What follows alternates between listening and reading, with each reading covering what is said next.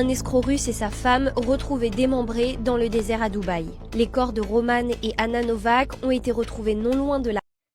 Salade aux légumes à tous. Alors ça, c'est vraiment une affaire, en vrai de vrai, je sais pas quoi vous dire. C'est des escrocs. En même temps, c'est des escrocs quand il y a pas de justice qui est faite face à des gens qui escroquent des gens, qui ruinent la vie des gens.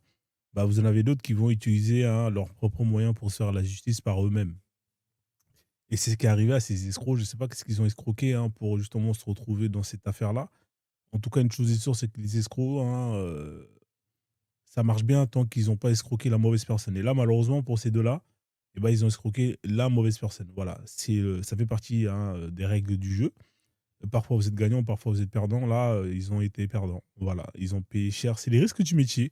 Donc, on va voir ensemble, hein, qu'est-ce ils étaient dans quel type d'escroquerie, hein, pour essayer de comprendre. Bah, voilà, en tout cas, c'est crasseux, hein. Là, on est à Dubaï.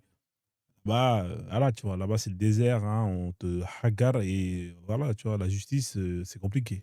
réserve naturelle du Dubai Desert Conservation Reserve. Tous deux avaient disparu depuis le 2 octobre alors qu'ils étaient en voyage Ah, mais tout ça pour donner le nom d'un désert, non mais putain. pour rencontrer de potentiels investisseurs. Selon les enquêteurs, ils auraient été enlevés par un groupe de criminels qui cherchaient à accéder à leurs fonds sur leur compte bancaire. Roman D'accord, donc c'est des escrocs qui, se sont fait escroquer par des escrocs. D'accord, OK. Novak était un entrepreneur russe qui évoluait dans le secteur de la crypto-monnaie. En 2020, il a été condamné à 6 ans de prison. D'accord, un escroc dans la crypto, hein, qui s'est fait la crypto, c'est pas bon, hein. À la crypto, si vous avez réussi dans la crypto, faites-vous discret, hein. Là, il y a beaucoup de cas, d'enlèvement, ce genre de choses. Des mecs, on leur a coupé des doigts pour que justement ils puissent, donner leur crypto. Très, très dangereux le secteur de la crypto, hein. En tout cas, si vous y allez, soyez sûr de votre karaté.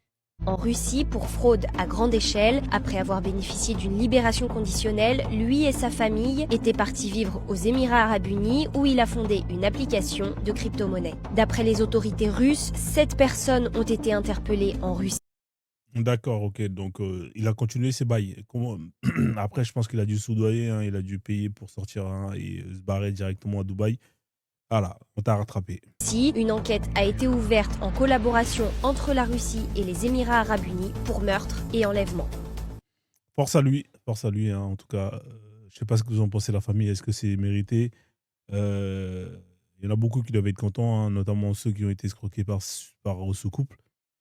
Donc voilà, sur ce, mettez en commentaire ce que vous pensez, partagez, donnez la force, prenez soin de vous la famille. Salade de légumes à tous, ciao, ciao.